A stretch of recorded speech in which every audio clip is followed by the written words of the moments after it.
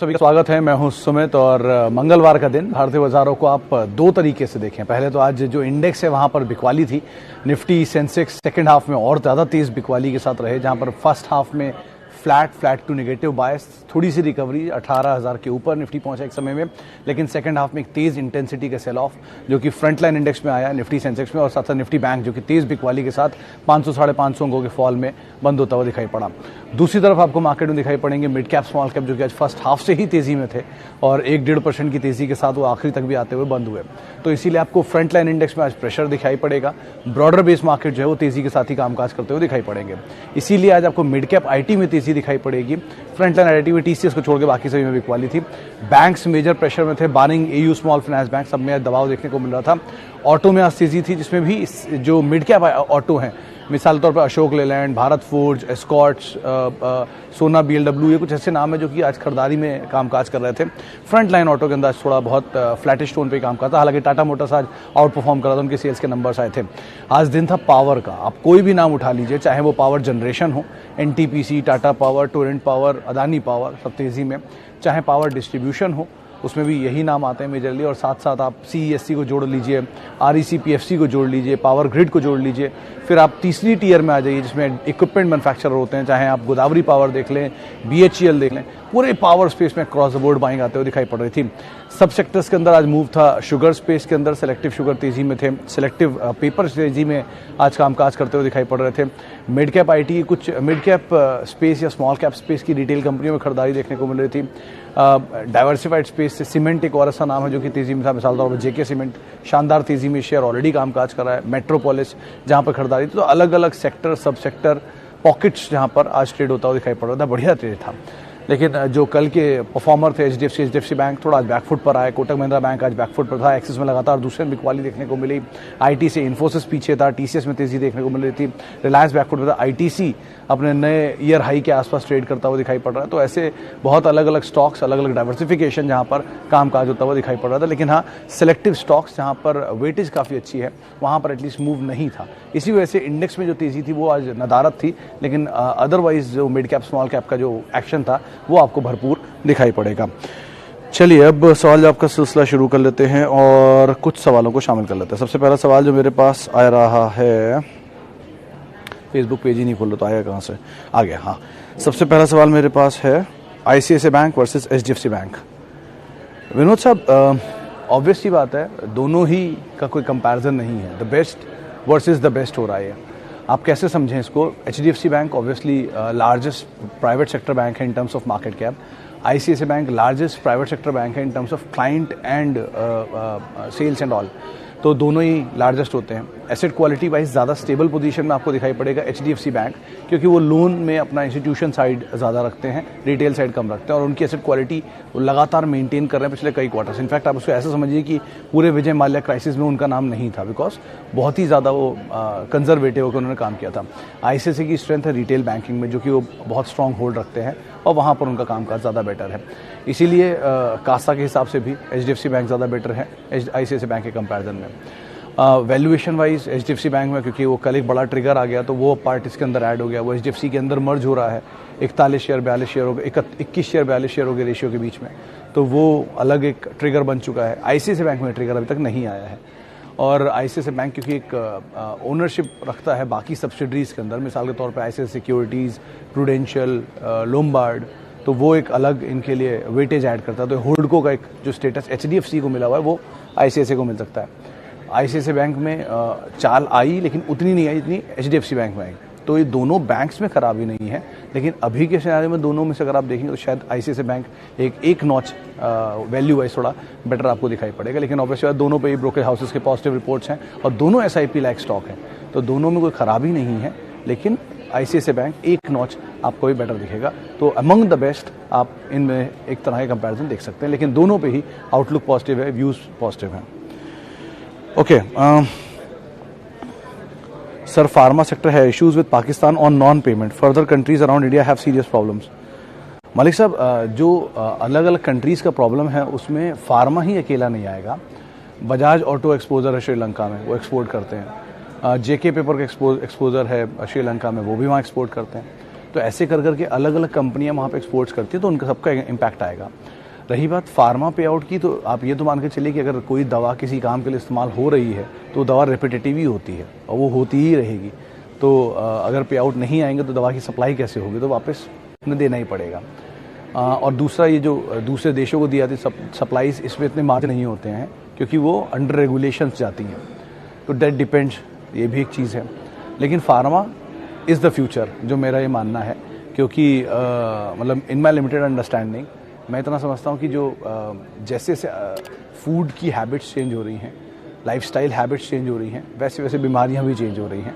Example के तौर पे कभी किसी ज़माने में sugar, BP, thyroid once in a while होता था, अब रेगुलर है, तो ऑब्वियसली उसकी दवाइयाँ भी रेगुलरली शुरू हो जाएंगी। तो लाइक वाइज केसेस भी आप ज़्यादा सुनेंगे और सिचुएशंस भी ज़्यादा ख़राब सुनेंगे। तो इसलिए ही हॉस्पिटल्स, इंश्योरेंस एंड फार्मा, ये तीन ऐसा लगता है कि शायद गोइंग फॉरवर्ड इनके रेवेन्यूज़ बहुत बड़े बड़े होने चाहिए। आप उस हिसाब से अगर सोचेंगे तो शायद एक बार को ज़्यादा बेटर रहेगा। अच्छा जी, टाटा एलेक्सी 100 शेयर 600। केतव साहब, आपको तो कुछ पूछने की ज़रूरत नहीं है, आपके पास अगर 100 शेयर टाटा एलेक्सी के हैं 600 रुपये के हिसाब से हैं, यानी कुल अभी कॉस्ट 60,000 रुपये बैठती है। अगर आप 9,000 रुपये के हिसाब से आज 10 शेयर ही बेचेंगे तो भी 90,000 निकाल लेंगे और 90 शेयर आपके फ्री हो जाएंगे। तो आप बेस्ट ये है कि आप 5 ही शेयर खाली बेच दीजिए, 45,000 रुपये आ जाएंगे, या 8 शेयर बेच दिए, 7 शेयर बेच दिए, तो बचे हुए शेयर आपके फ्री होंगे। उनको फिर आप होल्ड करिए, ताजीवन होल्ड कर लीजिए, कोई दिक्कत नहीं है, वो फ्री के शेयर हैं और ऑलरेडी बड़ा रेवेन्यू आपको दे रहे हैं। इस तरह की क्वालिटी कंपनी आपको दोबारा कभी उस दाम पे मिले जिसकी अभी कोई पॉसिबिलिटी नहीं दिखती, तो आप उसमें ज़रूर एंटर करें। टाटा एलेक्सी के साथ और भी, क्योंकि इक्विटी छोटी है, नंबर्स बेटर हैं, कोई स्प्लिट बोनस अभी नहीं दिख रहा है, तो आप होल्ड करिए, कोई दिक्कत नहीं है इसमें। ब्रोकरेज हाउसेज टारगेट्स 10,000 के हैं, रादर जो पुराने टारगेट तो अचीव भी हो चुके हैं, तो आप अकॉर्डिंगली आपको यहाँ पे कॉल लेना होगा, लेकिन अदरवाइज कंपनी में कोई इशू नहीं दिख रहा है। अच्छा जी, IB रियल 138 4,000 शेयर। तेज प्रकाश साहब, अभी क्योंकि इसके नंबर लास्ट क्वार्टर के आए थे, इसमें वीकनेस थी, उन नंबर्स के उसने नीचे के लेवल दिखाए, 90s के जोन में भी गया, वहाँ से पुल बैक देखे वापस 113 114 रुपये तो कल देखा था मैंने, आज भी शायद देखा था 114 115 रुपये के आसपास। तो आपके भाव से ऑलमोस्ट रिकवरी तो हो ही गई है, आपने वो बुरा दौर भी देख ही लिया है, तो बेटर है कि अभी आप थोड़ा और समय दे दीजिए, जब इतना टाइम दिया तो और दे दीजिए, और धीरे धीरे इसके नंबर्स पे नज़र रखिएगा, क्योंकि ये क्वार्टर के नंबर्स में कैच ये होगा कि इनकी इनपुट कॉस्ट बढ़कर आएगी, लेकिन इसमें नहीं आएगी, Q1 में आएगी, क्योंकि Q4 में प्रोजेक्ट्स रुके हैं इनपुट कॉस्ट की वजह से, लेकिन वो ऑलरेडी माल बिक चुका है और इन्वेंट्री थी इनके पास बनी हुई, तो वो शायद अगले सिनेरियो से दिखेगा और उसमें ही इंटरेस्ट रेट बढ़ने का भी इम्पैक्ट आएगा, तो वहाँ कुछ कंसर्न आएगा, तब तक आपको भाव मिल जाएगा, उसके हिसाब से आप कॉल लीजिएगा फिर।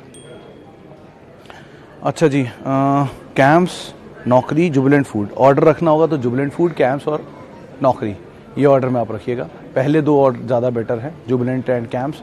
इन्फो एज केस में ऑलरेडी बहुत बड़ा रनअप दिखा चुका है, तो आप उसके हिसाब से इस पर कॉल लीजिएगा। Okay, KPIT 150 600 long term. Ketav sahab, KPIT के इसमें आज ही किसी ब्रोकरेज हाउस ने इसको रिकमेंड किया था, आई थिंक मोतीलाल ओसवाल की तरफ से शिवांगी जी आई थी, उन्होंने इसमें तेज़ी की बात बोली थी, उन्होंने बिरला सॉफ्ट को पहले प्रेफरेंस दी थी, फिर KPIT को दिया था, और दो इस कंपनी में भी ऐसा कोई इशू नहीं है, बस एक ही कैच है कि चला बहुत तेज़ है पिछले 2-3 सत्रों में, लेकिन value wise Birla soft, KPIT, persistent, happiest mind और TCS ऑब्वियसली ये कुछ लोअर साइड पर थे, लेकिन हाल की तेज़ी में वापस रफ्तार पकड़ ली, तो दोबारा रिव्यू करना पड़ेगा, लेकिन क्वालिटी में कोई इशू ऐसा ना हो तो नहीं दिख रहा है, और कुछ बाजार के जानकार तो मानते हैं कि ये अगला टाटा एलेक्सी बनेगा, लेकिन वो बहुत दूर की बात है। टाटा एलेक्सी बनने के लिए उससे इतना लंबा पेशेंस भी चाहिए। 1995 का शेयर आज आपके सामने इस भाव पर आया, तो उतना पेशेंस आप देंगे तो बात अलग है, लेकिन एज ऑफ नाउ आप इसमें एटलीस्ट होल्ड करें। शिवांगी जी तो यही राय दे रही थी। BSE 650 45 share. Sir same case BSE में भी अगर आपने एडजस्टमेंट से पहले लिया है 650 रुपये में, तो 3,000 रुपये में जाके एडजस्टमेंट हुआ और 900 950 के आसपास का दाम आ रहा है, तो आपकी कॉस्ट ऑलमोस्ट 150 रुपये के आसपास होनी चाहिए अगर प्री एडजस्टमेंट है तो आप 45 में से 5 शेयर बेचेंगे तो भी अभी कॉस्ट निकल आएगी, तो आप फ्री के शेयर अपने होल्ड कर लीजिए। लेकिन अगर आपने एडजस्टमेंट के बाद, क्योंकि 650 मेरे ख्याल से आया नहीं है, तो आपकी पुरानी खरीदारी होनी चाहिए। तो बेटर यही है कि अगर आप पुरानी खरीदार हैं और आप समय दे ही सकते हैं तो बेचने में कोई औचित्य नहीं है, बने रहना ज़्यादा बेटर है। जानकार तेज़ी मान रहे थे, ऑलरेडी तेज़ी आ चुकी है, और आज ही वो मोतीलाल ओसवाल के जो वाइस चेयरमैन साहब हैं रामदेव अग्रवाल साहब, उनके इंटरव्यू में उन्होंने बात साफ बोली कि करीब करीब 9 करोड़ के आसपास अभी हमारे पास खाते पहुंच चुके हैं डीमैट के, जो वो एक्सपेक्ट कर रहे हैं कि शायद 25 से 30 करोड़ के आसपास आ जाएंगे। तो अगर इस तरह के अकाउंट होते हैं तो यहाँ से 3 गुना वॉल्यूम आप एक्सपेक्ट करिए, और वो 3 गुना वॉल्यूम BSE MCX इन्हीं एक्सचेंजेस में ही जाएगा।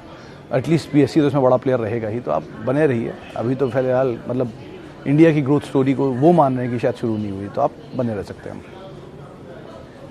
देवयानी 90 रुपये पे। विशाल साहब, अदरवाइज अगर देखें तो कंपनी के साथ इश्यूज़ हैं कुछ इनके सेल्स को लेकर, लेकिन एक ही चीज़ मोटा मोटा रखूँगा। कल एक ब्रोकर हाउस की रिपोर्ट थी, मैं नाम भूल रहा हूँ उनका, उन्होंने 200 रुपये के टारगेट इसमें दिए हैं। वो मैंने ट्वीट भी किया था, कल के ट्वीट में आप चेक कर लीजिएगा।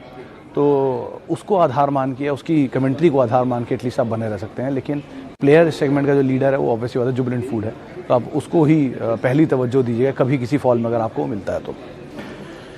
Okay, 15 share of HDFC, swap ratio 25 versus 45 HDFC bank.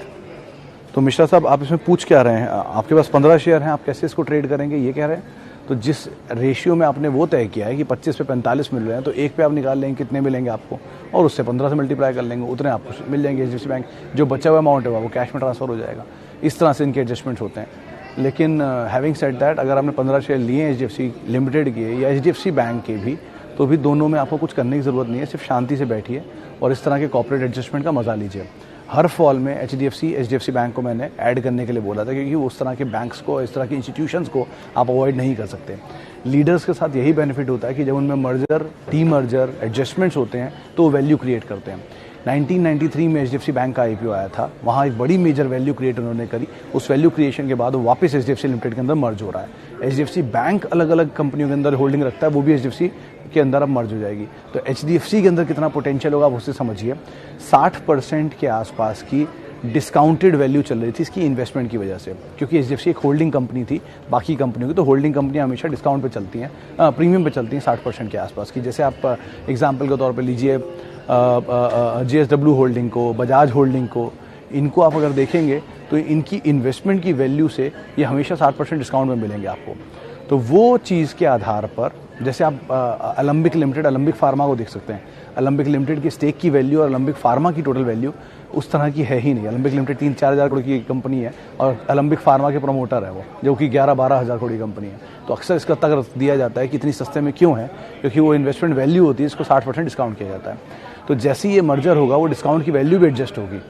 तो ये एक बड़ा गेम चेंज है और ये बहुत कुछ बदलेगा इसके बाद। देश की तीसरी सबसे बड़ी ग्रुप ऑलरेडी है, वो और बड़ी हो जाएगी, तीसरी सबसे बड़ी कंपनी बन जाएगी मार्केट कैप के लिहाज से, सेल्स के भी लिहाज से छठी या सातवीं कंपनी होगी, और ओवरऑल भी कंपनी जो है शायद 10वें या 11वें नंबर पर आ जाएगी। तो आप अदरवाइज भी इसके अंदर बन रह सकते हैं। ऑब्वियसली बात है, ग्रुप के अंदर कोई दिक्कत नहीं है। ओके, अनिल जी का सवाल है कि अच्छे दिन वापस आ गए। सर मेरे हिसाब से बुरे दिन कभी आए नहीं थे, तो अच्छे का तो मतलब ही नहीं बनता। दो ही तरह के दिन होते हैं, अच्छे और बहुत अच्छे। अब आप कौन से ढूंढ रहे हैं उस पर डिपेंड करता है। मेरी लॉन्ग टर्म पिक में सर मतलब मैं अपने आप तो कोई रिकमेंडेशन कर नहीं सकता, लेकिन जो ब्रोकरेज हाउसेज के व्यूज़ हैं उसके हिसाब से हाँ, लक्ष्मी ऑर्गेनिक्स ज़रूर एक लॉन्ग टर्म पिक है, और रोसारी बायोटेक पे मैंने कभी टिप्पणी नहीं की। तो बेटर यही है कि आप बने रहें उसमें और नंबर्स को क्रूशली वॉच करें, जो मैं हर बार बोलता हूँ लक्ष्मी ऑर्गेनिक्स के केस में। रोसारी के केस में मैं भी कोई टिप्पणी नहीं कर सकता, मैंने इसके नंबर्स को देखा नहीं है। ओके, कोटक महिंद्रा बैंक लंबी अवधि के लिए आप ज़रूर होल्ड कर सकते हैं। यहाँ पर भी डीप वैल्यू है, कंसीडरिंग ICICI के अंदर ICICI के ब्रोकरेज बिजनेस जो अलग से लिस्ट हुआ, प्रूडेंशियल बिजनेस इंश्योरेंस का अलग से लिस्ट हुआ, लोम्बार्ड जनरल इंश्योरेंस अलग से लिस्ट हुआ। कोटक के केस में ऐसा कोई भी चीज़ लिस्ट नहीं हुई है। अगर आप कोटक के लास्ट क्वार्टर के नंबर भी देखेंगे तो उनके नंबर्स के साथ एक पावर पॉइंट प्रेजेंटेशन आती है जो कि उनकी BSE पे अवेलेबल है। उस PPT के अंदर भी आपको मल्टीपल इंडिविजुअल कंपनीज के अलग से नंबर दिए जाते हैं। उन नंबर्स को आप इन नंबर से मिला सकते हैं और एक बहुत अच्छा इवैल्यूएशन निकाल सकते हैं कि इसकी वैल्यू कितनी बनेगी। हालांकि वो वैल्यू बहुत सारी डीप वैल्यू उसके अंदर है, वो कब निकलेगी कहना मुश्किल है, लेकिन ये कोटक के अंदर एक अच्छी वैल्यू है जो कभी ना कभी शायद निकल सकती है। तो उस हिसाब से आप देखिए, और ब्रोकरेज हाउसेज ऑब्वियसली बात है, यहाँ पे तेज़ी की बात कर रहे हैं। अच्छा जी, Nykaa again heading for 1 lakh crore market cap. Malik sahab, अगर ये अपडेट है तो बहुत बहुत शुक्रिया। अगर आप मतलब खुश हो रहे हैं तो भी बहुत अच्छी बात है, और दुखी हैं तो भी कुछ कह नहीं सकता। लेकिन हैविंग सेड दैट, मेरा वही टेक रहेगा कि जब तक कंपनी की प्रॉफिटेबिलिटी उस मार्केट कैप को सपोर्ट नहीं करती, वो सस्टेन करेगी या नहीं कहना मुश्किल है। तो ज़रा उसका आप ध्यान रखिएगा। प्रॉफिटेबिलिटी उतनी सपोर्ट करनी चाहिए, बारिंग अदानी ग्रुप, जहाँ पर 33,000 करोड़ की मार्केट कैप है, 33,000 करोड़ की सेल्स के ऊपर अभी मार्केट कैप मिल रही है 75,000 करोड़ की, अदानी विल्मर है केस में, और 11,000 करोड़ की सेल्स के ऊपर उची से मार्केट कैप मिल रही है 25,000 करोड़ रुपये। तो ये गैप दिखता है उनको छोड़ दीजिए उस ग्रुप को, लेकिन बाकी सब में तो सिचुएशन आपके सामने कभी ना कभी शायद क्लीन हो जाए। चलिए अब लास्टली एक सवाल, best stock to buy any from Adani pack. Sir Adani pack में बेस्ट स्टॉक अगर आप ढूंढ रहे हैं तो शायद अदानी पोर्ट हो सकता है, लेकिन अदानी पावर में भी काफ़ी बज़ है अभी, तो ये दोनों स्टॉक पे आप नज़र रखिएगा। लेकिन best stock is always a leader, चाहे वो TCS हो जो भी बहुत सस्ते दाम पे मिल रहा हो, इन्फोसिस हो जो आज फॉल में था, लाइकवाइज HUL जो कि बहुत करेक्ट हो चुका है, ITC इवन, तो किसी ऐसे लीडर के साथ ही रहना ज़्यादा बेटर है। अल्ट्राटेक सीमेंट रिसेंटली फॉल में आया था, तो आप ऐसे कोई भी लीडर ढूंढ लीजिए, एशियन पेंट्स, पीडीलाइट, जो नंबर्स के बाद थोड़ा थोड़ा टूटते रहें, उनको आप धीरे धीरे SIP में ऐड करिए। HDFC लाइफ इनफैक्ट हाल के फॉल के बाद क्या स्ट्रॉन्ग पुल बैक आया, 100 रुपये चल चुका है वहाँ से, तो ऐसे करके आप किसी लीडर के साथ रहिए, वो ज़्यादा सेफ ऑप्शन रहता है बहुत ही ख़राब सिचुएशन सिनेरियो में। चलिए इतने सवालों को मैं शामिल करूँगा, माफ़ी उन सभी लोगों से जिनसे आज हम बातचीत नहीं कर पाए, और बहुत बहुत शुक्रिया उन सभी लोगों ने जिन्होंने इंतज़ार भी किया और जिन्होंने सवाल भी पूछे।